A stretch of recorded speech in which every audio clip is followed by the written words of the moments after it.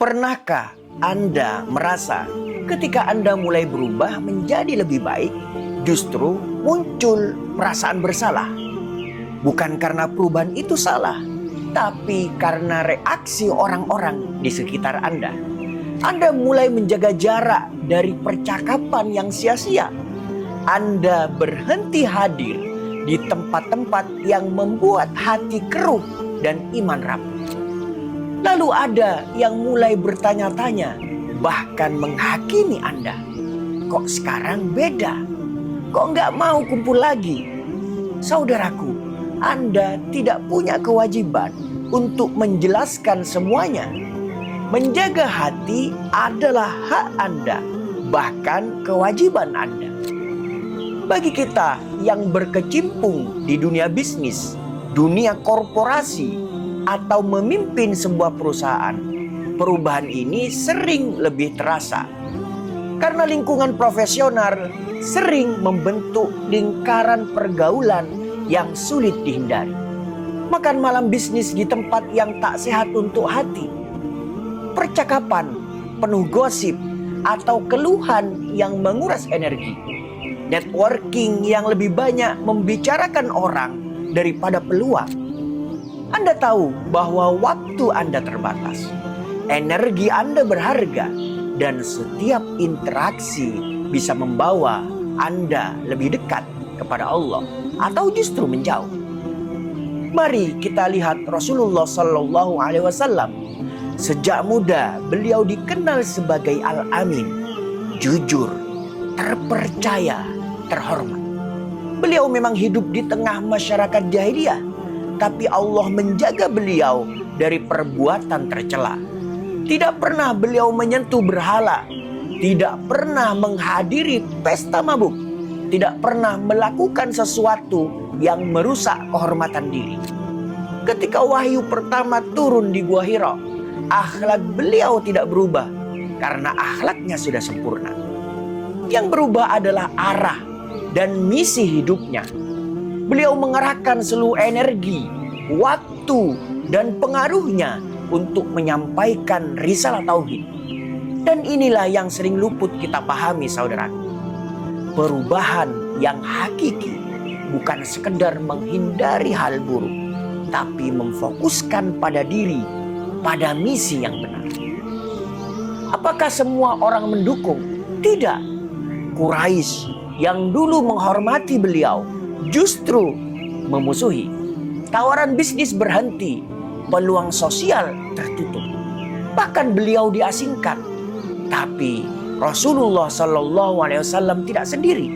Ada Abu Bakar As-Siddiq yang rela mengorbankan harta dan reputasi. Ada Mus'ab bin Umair, pemuda kaya raya yang rela meninggalkan seluruh kemewahan Makkah demi membawa Islam ke Madinah. Mereka memilih lingkaran yang benar meski harus kehilangan lingkaran yang lama. Sebuah penelitian Harvard studi terpanjang di dunia tentang kebahagiaan, menyimpulkan bahwa kualitas hubungan sosial jauh lebih menentukan kebahagiaan dan umur panjang dibanding kekayaan atau jabatan. Artinya, lingkungan yang salah bukan hanya merusak mental Anda, tapi juga berdampak pada fisik dan umur kita. Data dari American Journal of Epidemiology juga menunjukkan orang yang berada di lingkungan sosial yang negatif punya resiko stres kronis 2,5 kali lebih tinggi, yang berujung pada penurunan produktivitas, kreativitas, bahkan kemampuan mengambil keputusan. Bagi seorang pemimpin atau entrepreneur, ini bisa fatal. Keputusan bisnis jadi tidak jernih. Tim merasakan energi negatif dari atasannya.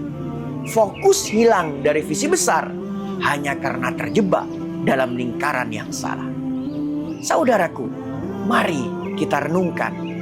Siapa yang masih ada di sekeliling kita hari ini? Apakah mereka ada karena potensi bisnis kita, karena nama kita, atau karena mereka sungguh ingin berjalan bersama menuju kebaikan? Lihat circle Anda. Kalau suatu hari semua gelar, harta dan posisi itu hilang, siapa yang masih tinggal? Itulah lingkaran Anda yang sebenarnya. Allah sudah memberi panduan yang jelas. Ya ayyuhalladzina amanu taqullaha wa kunu ma'as-shadiqin. Wahai orang-orang yang beriman, bertakwalah kepada Allah dan hendaklah kamu bersama orang-orang yang benar. Maka jangan risau dengan pandangan manusia. Cukuplah Allah sebagai tujuan kita.